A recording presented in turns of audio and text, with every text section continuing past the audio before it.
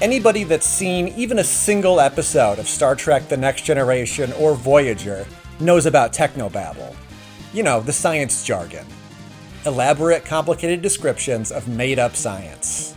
A lot of die-hard fans love how it makes the workings of a starship seem scientific and logical. To some viewers, it may make it all seem unapproachable.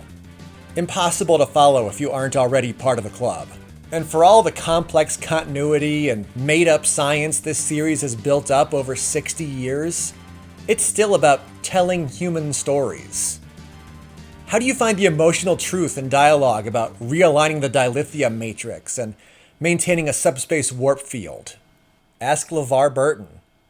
In 1989, he was given a Next Generation episode where he had to carry a script that was wall-to-wall technobabble and make it a convincing character story. And he absolutely nailed it. Booby Trap puts the Enterprise crew in a life-or-death situation that is not visible in any way. They're caught in a trap wherein they are being held in place by a force we cannot see that is bombarding the ship with deadly radiation that we cannot see. For most of the episode, what it looks like from the outside is the Enterprise sitting still and nothing happening. They have to explain the danger to us. It's essentially a stage play, where the main plot is about Geordi trying to solve the problem with science. The most science. And I'm not talking about Trip Tucker running around engineering, jamming screwdrivers into things either. We're solving this one by talking and looking at graphs. That's a lot to put on one actor. Well, it's two actors after Geordi creates a monotone hologram of Leah Brahms, the woman who designed the ship's engines. You want to come over here and help me design some Galaxy-class starship engines? Leah Brahms. But imagine trying to sell dialogue like, if we use multiple injector streams hitting more than one crystal facet, we could do it.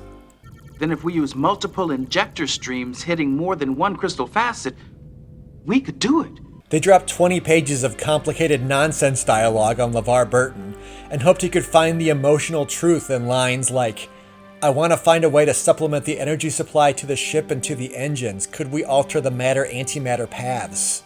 I want to find a way to supplement the energy supply to the ship and to the engines. Could we alter the matter-antimatter paths? Credit to Susan Gibney, who plays Dr. Hologram Brahms. She does a lot of the heavy lifting after Geordi adds a simulation of her personality to the hologram. We've managed to maintain energy, but we can't leave it in this realignment forever without burning out components, so we need to move quickly. Now we get two engineers arguing and bouncing ideas off of each other. None of the jargon is confusing anymore. Just increase the speed of the parallel subspace field processor to gain a quicker response time. I want to give us enough power to strengthen the shields and barrel out of here, not blow us up. They're so effective at conveying meaning through emotion. Ultimately, instead of a complicated tech solution that saves the day, they shut down all the computers and steer the ship out manually. It's a good time. Ships and bottles. Great fun.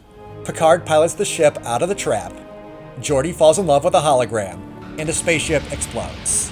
Science fiction accomplished. It takes some solid acting to allow an audience to follow what's going on when the script is incomprehensible. I've seen Star Trek technobabble compared to Shakespeare, but at least the dialogue in Shakespeare means something.